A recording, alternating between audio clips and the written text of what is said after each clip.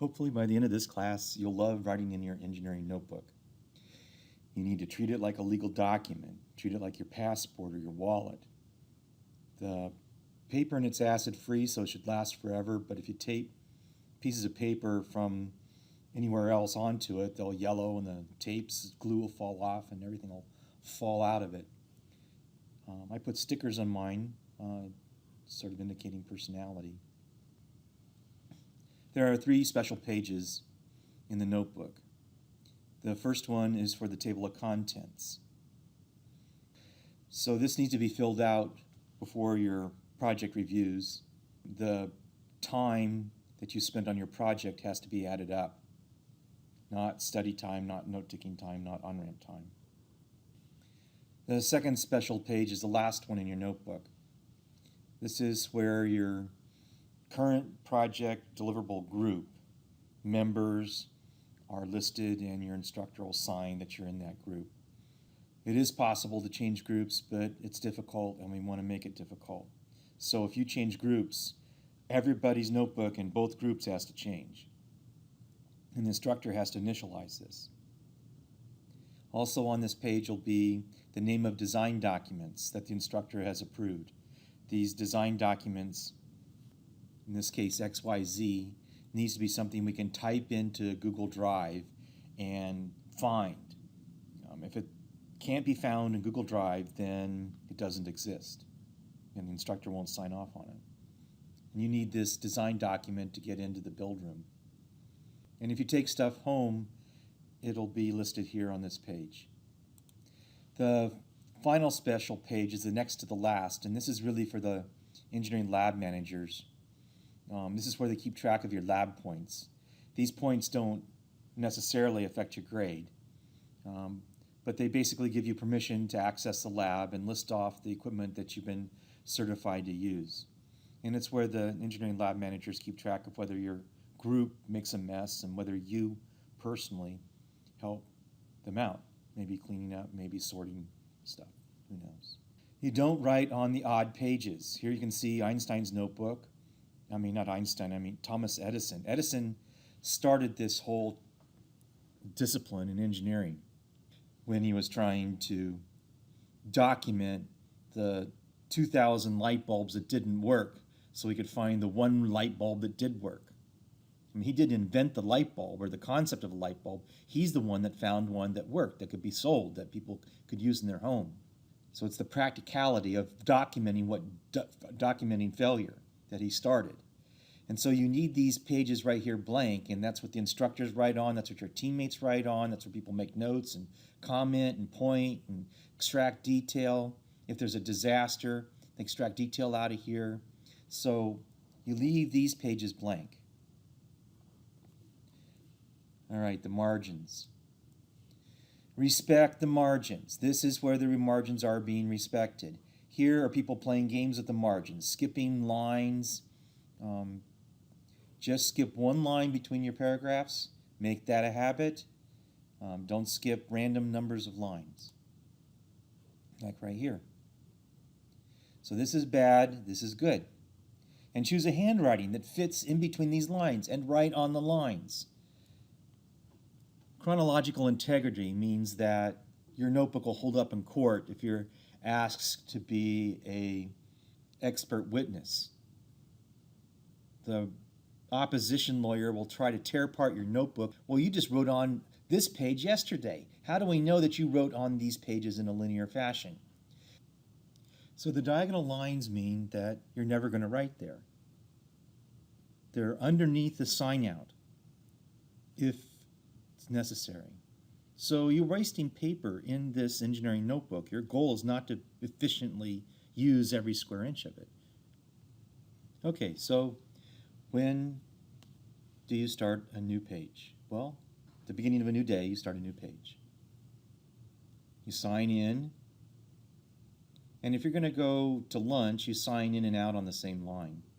So you can see a block of time where you worked, then you signed out and went to lunch, and you sign back in on the same line. And then when you're done for the day, you sign out, and then you draw a diagonal line to the bottom of the page and waste paper. The other reason you start a new page is because you're switching projects. Now, For me, I switch pages when there's a new title because it helps me focus on what I'm doing and stay in that title's implications. I can't jump around. If I have a random idea that's brilliant about another project or about another thing I'm working on, I write it over here on this page. So this is where the random stuff occurs. This is where you're trying to hold on to a linear thread and dive deep into a detail. Now the title's still wrong. It should be at the top, on top, right here on this topmost line. And then the sign-in should be on the next line. The sign in and out, though, is done here in this, between the blue line and the left edge of the page.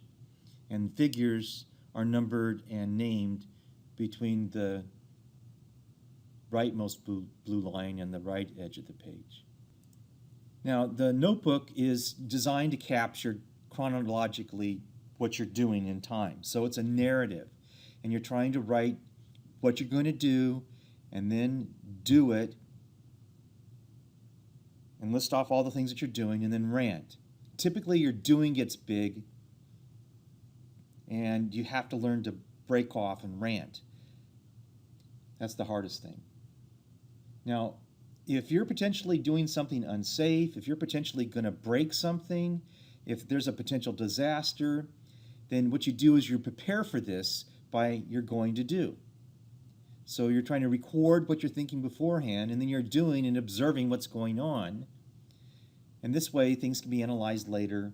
Your writing in this notebook will stimulate a remembering that's much more detailed than if you try to write after the fact or just try to recall what happened.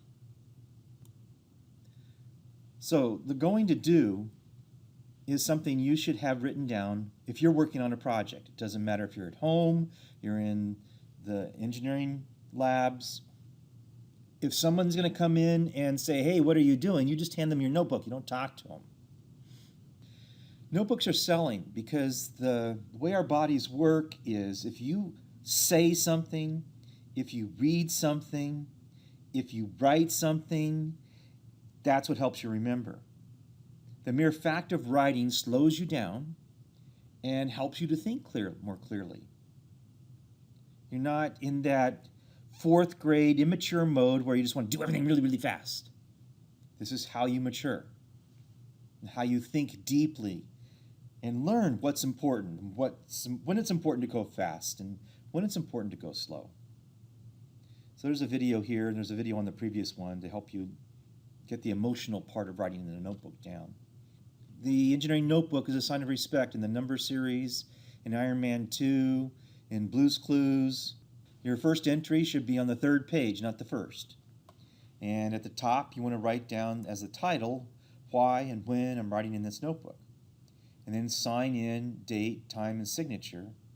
So what are some of the reasons why you're writing in this notebook? Well, your goal is to keep track of time, maintain that chronological integrity. Your goal is to be an expert witness. Your goal is to turn this into a legal document. So you write in here, hey, I think I'm doing something unsafe. I mean, in order to do something that's harmful to the human civilization. This is where you write those kinds of things. But ultimately, it's not to cover your butt, it's to expand your memory. This is where you write when you want to remember something. Hoarders can remember details about their lives as long as they're walking into their stash of stuff. So this is a little bit like hoarding, except for you're just writing in your notebook. And you can remember approximately in time when you worked on something, and you go out and you pick the notebook from that year. If you're troubleshooting something, the tendency is to keep trying the same thing over and over and over again in futility, hoping that it'll work. In the notebook, you write down at once, and then you stare at it and say, did I think of everything? And then looking at it will stimulate you to do something different and try something different. And you'll actually get things fixed. It's amazing. So now finish off that first triplet and with a rant, and then start your second one. When do I write in this notebook? When do I pick up a notebook and write in it? I don't write in it when I'm going to the bathroom. I don't write in it trivial things. I don't write in it anything that I've already done before. I write in it when I'm preparing for failure, when I think I'm doing something risky, and I want to go really, really slow.